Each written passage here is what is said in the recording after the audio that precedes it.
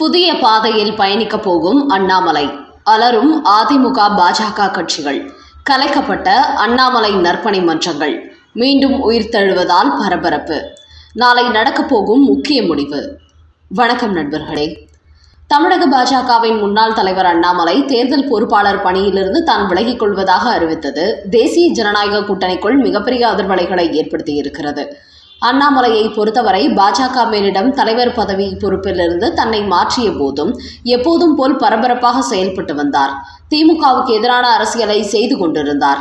அதே சமயம் அண்ணாமலையின் ஆதரவாளர்களை நயினார் நாகேந்திரன் பதவி நீக்கம் செய்ததால் அதற்கு எதிராக குரல் கொடுத்து வந்தார். குறிப்பாக பாஜகவை பொறுத்தவரை அண்ணாமலை ஒரு முக்கியத்துவம் வாய்ந்த தலைவராகவே அங்கீகரிக்கப்பட்டவர். தனிப்பட்ட முறையில் மக்கள் மத்தியில் ஒரு செல்வாக்கை ஏற்படுத்தினார். கடந்த காலங்களில் பாஜகவின் மாநில தலைவராக எத்தனையோ பேர் நியமிக்கப்பட்ட போதும் தங்களது பதவி காலத்திற்கு பிறகு காணாமல் போய்விட்டார்கள். ஆனால் அண்ணாமலை மட்டுமே பதவி காலத்துக்கு பிறகும் கூட பரபரப்பாக செயல்பட்டு கொண்டிருக்கிறார். அவருக்கென்று ஒரு ஆதரவாளர்கள் செயல்பட்டு வருகிறார்கள். இந்த நேரத்தில் தான் தேர்தல் பொறுப்பாளர் என்கிற முறையில் அண்ணாமலைக்கு வெறும் 6 தொகுதிகளை மட்டுமே கொடுத்தார் நயினார் நாகேந்திரன். இது அண்ணாமலைக்கு அவரது ஆதரவாளர்களுக்கும் அதிர்ச்சியை கொடுத்ததாக கூறப்படுகிறது. இதனால் தான் தேர்தல் பணியிலிருந்து அண்ணாமலை விலகியுள்ளார். அவரது இந்த முடிவினால் தமிழக பாஜக மட்டுமின்றி அதிமுகவும் பெரிய அளவில் அதிர்ச்சி அடைந்துள்ளது. காரணம், அண்ணாமலை தேர்தல் பிரச்சாரத்தில் ஈடுபடாவிட்டால் அவர் மாநில தலைவரான பிறகு பாஜகவுக்கு வாக்களித்த மக்களின் ஓட்டுகள் வேறு பக்கம் சிதறிவிடும் என்று கருதுகிறார்கள். அந்த அளவுக்கு அண்ணாமலை தனிப்பட்ட முறையில் ஒரு பெரிய இளைஞர் பட்டாளத்தையும் தன்வசப்படுத்தி வைத்திருக்கிறார். பாஜகவின் வாக்கு வங்கியையும் உயர்த்தினார். அதனால்தான் அண்ணாமலை இல்லாத தேசிய ஜனநாயக கூட்டணியின் பிரச்சாரம் சூடு பிடிக்காது என்று கருதப்படுகிறது. குறிப்பாக திமுகவுக்கு எதிரான அந்த தீவிரமான குற்றச்சாட்டுகளை முன்வைப்பதில் அண்ணாமலை அதிரடியாக செயல்பட்டார். அதோடு நயினார் நாகேந்திரனை பொறுத்தவரை திரைமறைவில் அண்ணாமலைக்கு எதிரான வேலையை பெரிய அளவில் செய்து கொண்டிருக்கிறார். அண்ணாமலை எப்போதும் போலவே லைம்லைட்டில் இருப்பதால் அது தனக்கு பின்னடைவை ஏற்படுத்தி விடுமோ என்று அவர் அச்சப்படுகிறார். அதனால்தான் அண்ணாமலைக்கு முக்கியத்துவம் கொடுக்காமல் அவரை ஓரங்கட்ட நினைக்கிறார். இப்படி தன்னை அவர் தவிர்ப்பதினால்தான் இத்தனை நாளும் திமுகவை வீழ்த்த வேண்டும் என்று அதிரடியாக செயல்பட்டு வந்த அண்ணாமலை தற்போது பின்வாங்கிவிட்டார். என்றாலும் அண்ணாமலைக்கு எதிராக செயல்படும் அதிமுகவினர் கூட அவர் பிரச்சாரத்திற்கு வரவில்லை என்றால் அது தேசிய ஜனநாயக கூட்டணியின் வெற்றியை பாதிக்கும் என்று கருதுகிறார்களாம். அதனால் எப்படியாவது அண்ணாமலையை சமாதானம் செய்து தேர்தல் பிரச்சாரத்திற்கு கொண்டு வந்து விடுங்கள்.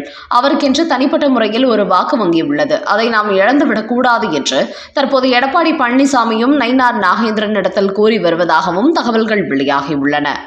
இப்படியான நிலையில் பாஜக மேலிடமும் தேசிய அளவிலும் அவருக்கு எந்த பொறுப்பும் கொடுக்கவில்லை என்பதால் அடுத்த அரசியலில் தன்னுடைய முகத்தை புதிதாக அமைத்துக் கொள்ள அண்ணாமலை திட்டமிட்டு வருவதாக கூறப்படுகிறது. அதாவது தனக்கென்று ஒரு தொண்டர் படையை உருவாக்கி மேலும் தன்னை வலிமைப்படுத்திக் கொள்ள வேண்டும் என்று அண்ணாமலை திட்டமிட்டு வருகிறாராம். குறிப்பாக எந்த ஒரு அரசியல் தலைவருக்கும் இல்லாத அளவுக்கு அண்ணாமலைக்கு என்று பல ஊர்களிலும் ரசிகர் மன்றம், நற்பணி மன்றங்கள் தொடங்கப்பட்டன. அதிலும் நெல்லை உள்ளிட்ட தென் மாவட்டங்களில் அண்ணாமலை நற்பணி மன்றம் தொடங்கி அதில் சமூக நோக்கமுள்ள இளைஞர்களை இணையுமாறு அழைப்பு விடுத்தார்கள். குறிப்பாக தென் மாவட்டங்களில் நயினார் நாகேந்திரனுக்கு எதிராக இருக்கும் இளைஞர்களே அண்ணாமலையை வளர்க்கும் விதமாக இந்த நற்பணி மன்றத்தை தொடங்கினார்கள். ஆனால் ஒரு கட்டத்தில் அண்ணாமலை அந்த மன்றங்களை கலைக்குமாறு அந்த இளைஞர்களை கேட்டுக்கொண்டார். எனக்காக நற்பணி மன்றம் தொடங்கி உங்களுடைய நேரத்தை வீணடிக்க வேண்டாம், உங்கள் குடும்பத்தை கவனிப்பதில் கவனம் செலுத்துங்கள் என்று அவர்களை கேட்டுக்கொண்டார். இதனால் அண்ணாமலை நற்பணி மன்றங்கள் அப்போது கலைக்கப்பட்டது. ஆனால் இப்போது தென் மாவட்டங்களில் உள்ள அண்ணாமலை நற்பணி மன்றத்தினர் மீண்டும் ஒன்றிணைய தொடங்கி இருப்பதாக தகவல்கள் வெளியாகியுள்ளது. இந்த மன்றத்தை கலைத்த தென் மாவட்டத்தினர் பிப்ரவரி 8ஆம் தேதியான நாளை நெல்லையில் உள்ள ஒரு கல்யாண மண்டபத்தில் ஆலோசனை கூட்டம் நடத்தப் போகிறார்களாம். அப்போது அண்ணாமலையின் எதிர்கால திட்டங்கள் குறித்து விவாதிக்கப்பட உள்ளதாம். குறிப்பாக தற்போது அண்ணாமலைக்கு அரசியல் ரீதியாக நெருக்கடி ஏற்பட்டிருப்பதால் அவருக்கு தங்கள் எந்த வகையில் உதவி செய்ய முடியும் என்று ஆலோசிக்கப் போகிறார்களாம். இப்படி அண்ணாமலைக்கு அரசியல் ரீதியாக எதிர்பாராத பின்னடைவு ஏற்பட்டிருப்பதை அடுத்து அவரது தொண்டர் படையினர் அவருக்கான அடுத்த கட்ட ஆலோசனையில் ஈடுபட இருப்பது அரசியல் வட்டாரங்களில் கவனம் பெற்று வருகிறது. அதனால் மீண்டும் அண்ணாமலை பழைய பாதையிலேயே தொடர்வாரா, இல்லை புதிய அரசியல் பாதையை நோக்கி செயல்படுவாரா என்கிற கேள்விகள் எழுந்திருக்கிறது.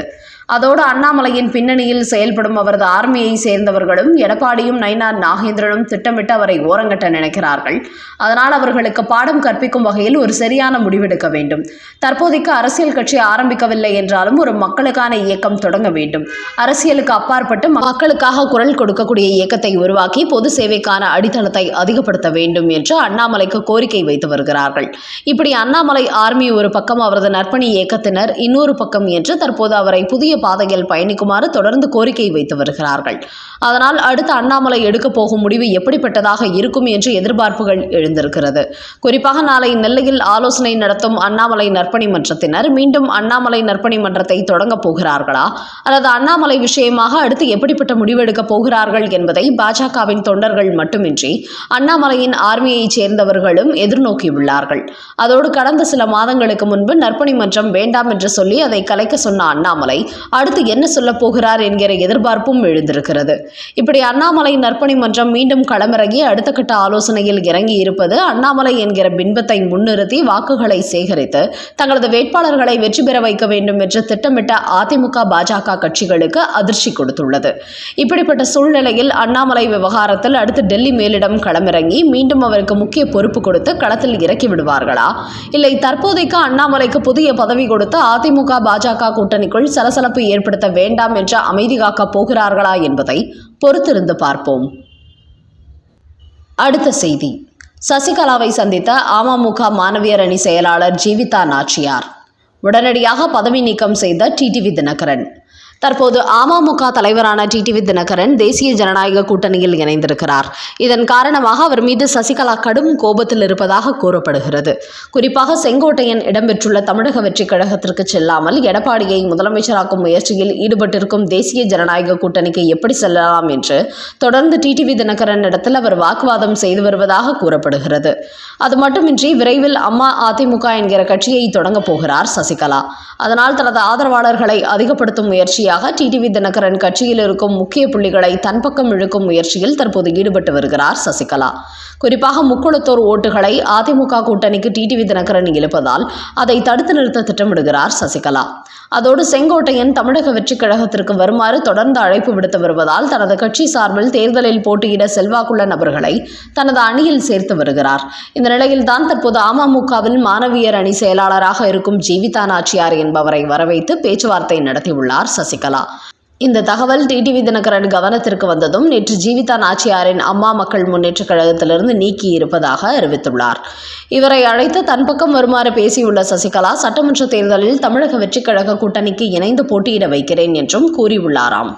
இதன் காரணமாகவே டிடிவி தினகரன் தனது கட்சியில் உள்ள யாரும் சசிகலாவை சந்திக்கக்கூடாது என்றும் தடை போட்டுள்ளார். அந்த வகையில் அதிமுக புள்ளிகள் யாரும் தன் பக்கம் வரமாட்டார்கள் என்பதால் தற்போது டிடிவி தினகரன் தரப்பில் இருக்கும் நபர்களை இழுக்கும் முயற்சியில் சசிகலா இறங்கி இருப்பது அமமுக வட்டாரங்களில் பரபரப்பை ஏற்படுத்தியிருக்கிறது.